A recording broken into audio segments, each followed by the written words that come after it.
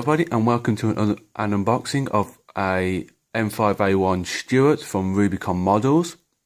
This kit is plastic and it can be built for the US or the Brits or any other allied forces that can actually use one.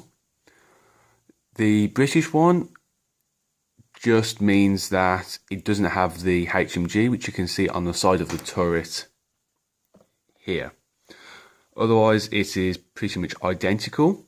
The recce variant was, with the Brits, they just removed the turret and put the HMG on instead.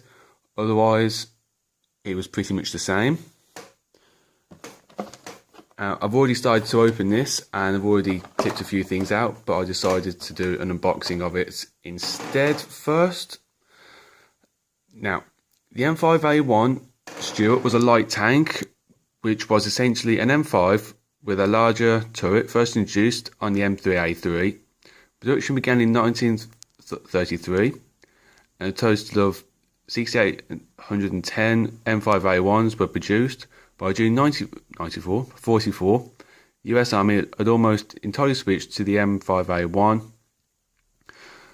and you can carry on reading it.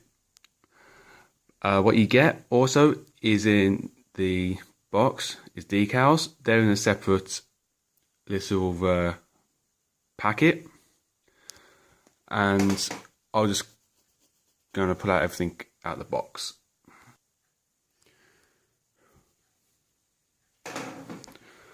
Okay, so as I said, there was the decals in the little bag, so if the box gets damaged, then the stickers won't, the decals.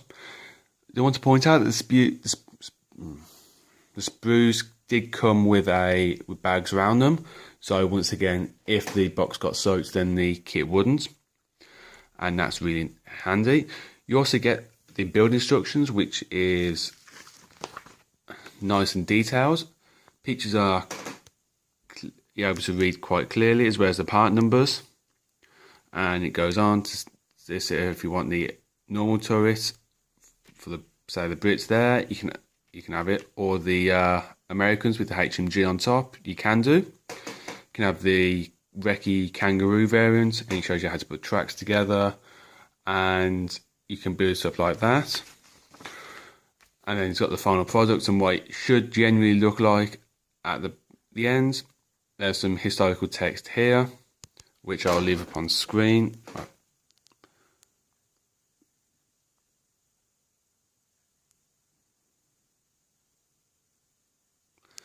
Okay, and there's also, you can find little bits and bobs down there, so you can find more kits if you want to have them, as well as the M8 Scott. Get out of the way. The sprue themselves, there's only 2 sprues for the kit. As I said, I've already cut some out. This one had the actual hull itself, tracks and whatnot. That one had turrets and things on, I think. Yeah, because there's guns. Okay. I have to be honest, for 18 quid, I can't complain. It's a good kit, fairly detailed. You can see on the track, this one, that some very nice detail on there. Yes, you do have to put some little bits on, but that's not a massive issue.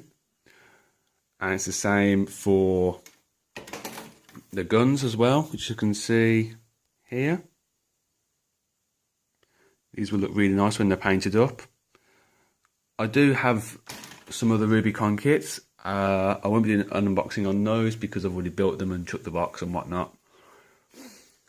But I will get this built up, the kit, and then I'll show you the finished product.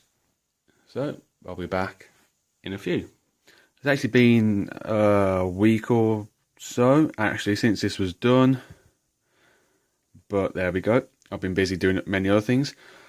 As you can see, this is the late war variant I put together for British service, as it doesn't have the HMG on top. Eagle-eyed viewers will notice that this is in American colours, because it is actually an American tank, and I'm going to dress it up as if it's just been handed over to British service and not being resprayed. The machine guns down here I'll use them for the recce variant. So let's go remember that the front one, well, one of these, the longer ones are the heavy machine guns. The shorter one is the medium machine gun, being 50 cal and 30 cal guns respectively. And I'll put those on the tank when I want to use it as a recce variant. I've got to say, the kit actually went together fairly well. I would recommend actually splitting it up into several parts before you actually fully build it, which would be the turret, the upper hull, the lower hull, and the tracks. The blockage cutters you can glue to the lower hull before you spray, and I don't think I've done a bad job. So it does the job. Gotta finish painting like the detail and things like that, but for the most part it's almost done. So I'm very happy with that, and I paid 18 quid for this, which I have to say is a very good price considering how many options you get in there. The stickers I'm going to be putting on as well, and I actually can't really fault this kit. Personally, I'd rate this very high actually. I would recommend someone getting this kit if they want a Stuart.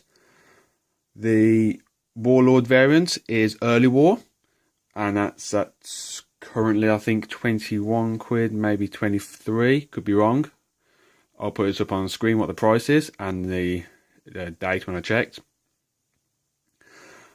But that will be in resin. I did get to speak to a Warlord graphic designer a few days before I bought this kit, and he said that a plastic kit for the Stuart will be coming out soon, so that'll be one to keep an eye on.